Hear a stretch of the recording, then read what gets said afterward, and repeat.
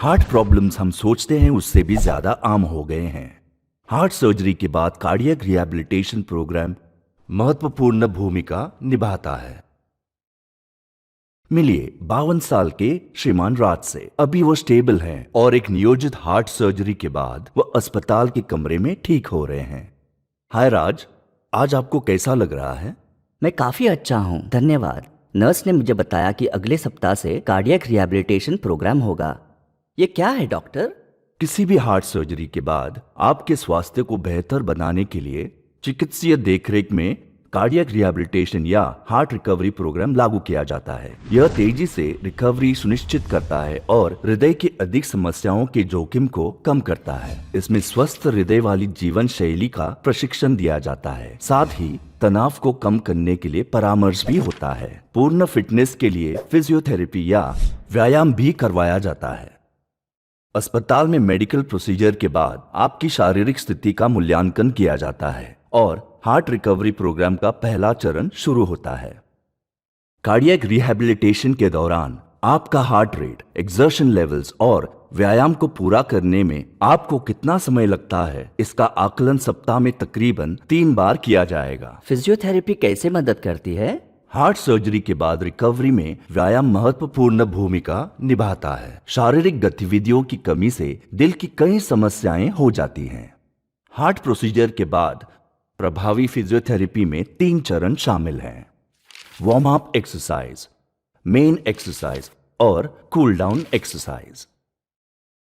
किस तरह की exercise doctor? Warm up exercise में वॉकिंग और लो लेवल साइकिलिंग होता है। मुख्य व्यायाम में स्ट्रेचिंग शामिल है, जैसे upper back stretches, chest stretches, lower back stretches और कमर की गतिशीलता। कूल डाउन व्यायाम में वापस वॉकिंग और लो लेवल साइकिलिंग होता है। अच्छा महसूस होने पर ही व्यायाम करें। यदि किसी भी समय आपको दर्द या अस्वस्थता महसूस हो तो व्यायाम बंद करा दें या न करें। हालांकि ये सभी तभी काम करते हैं जब सही आहार और उचित पोषण का पालन किया जाता है। आहार और पोषण, डॉक्टर आप क्या कहना चाहते हैं? दिल की समस्याओं के जोखिम को कम करने में पोषण महत्वपूर्ण है और बेहतर रिकवरी प्राप्त करने में भी मदद करता है। इसका मतलब है कि फल, सब्जियां, साबुत अनाज, नट्स, बीन्स, मछली, पोल्ट्री, लीन मीट और कम फैट वाले या फैट रहित डेयरी उत्पादों के साथ लिक्विड वेजिटेबल ऑयल आपके लिए अनिवार्य है।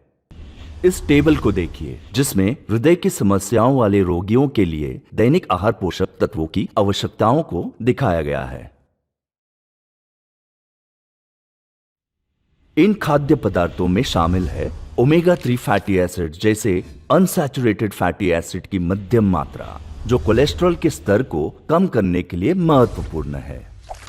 सैचुरेटेड और ट्रांस फैटी एसिड्स, शुगर्स और स्टार्च की कम मात्रा। यदि इन खाद्य पदार्थों का अधिक मात्रा में सेवन किया जाए तो ब्लड प्रेशर बढ़ सकता है। आहार और व्यायाम के साथ लैब टेस्ट की श्रृंखला के माध्यम से हम आपके दिल के स्वास्थ्य की निगरानी करेंगे।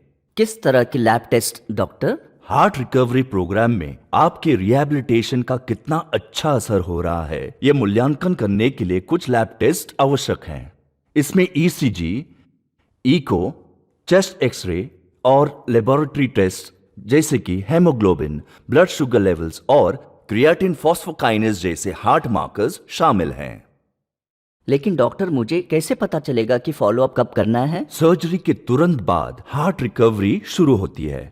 हार्ट रिकवरी का दूसरा चरण डिस्चार्ज के लगभग 2 से 8 सप्ताह के बाद होता है और 12 सप्ताह के एक्सरसाइज प्रोग्राम में बेसिक पैरामीटर्स का आकलन किया जाता है। इस मूल्यांकन के आधार पर लैब टेस्ट की आवश्यकता निर्धारित की जाती है। 12 सप्ताह के प्रोग्राम के अंत में आपको सभी टेस्ट्स को दोहराना होगा और फिर फॉलोअप के लिए आना उचित रहेगा। क्या करें और क्या नहीं?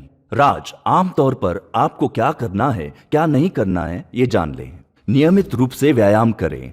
गतिविधियां सुपरवाइज गतिविधियों से लेकर दैनिक चलने तक की हो सकती हैं। कम नमक वाले खाद्य, अनाज, फल और सब्जियों से दिल को स्वस्थ रखने वाले आहार को अपनाइए।